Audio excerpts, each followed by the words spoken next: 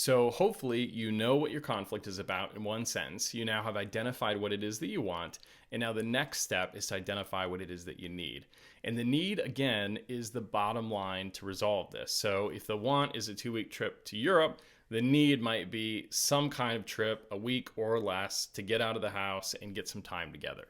Okay, so you'll settle for the need, is really what we're talking about, if you don't get the want. And so I want you to think a little bit about what is that need exactly.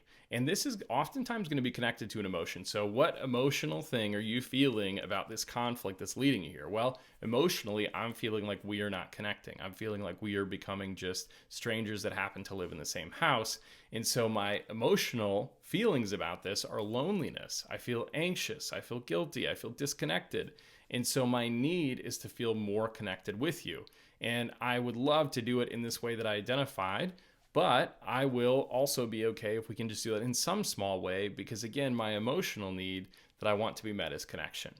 And so when we think in terms of that, what is our emotional need? And I realize not everybody's wired to think this way. In fact, most of us aren't, because again, maybe people haven't asked us about it. And so just realize like that's okay if this has been a struggle for you, but you need to take some time to figure out what is that need. So your need might be something, again, really measurable. I want to go 2 weeks, I'll go a week. It might be my want is understanding, but my basic need is an apology. So I need you to demonstrate that you understand I'm upset and apologize. But my need is, even if you don't claim to understand how you hurt me, I need you to apologize and I won't take less. Okay. And so this need piece is going to be our bottom line.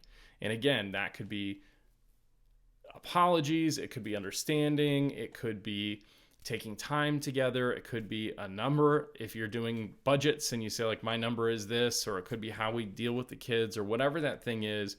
We have our top line want, we have our bottom line need, and the need is really what I need to walk away from this, right? So if I get this, I may not be as satisfied as if I got the want, but I'm willing to accept that to resolve the conflict. So take a moment now and make another line and just write, what do you actually need to make this okay in your mind? And if you don't know what that is, try something, right? So if you say, Jason, I've never talked to anybody about what I need, I have no idea, give it a shot. Just say like, hey, I think this would be okay. Like, let's try that.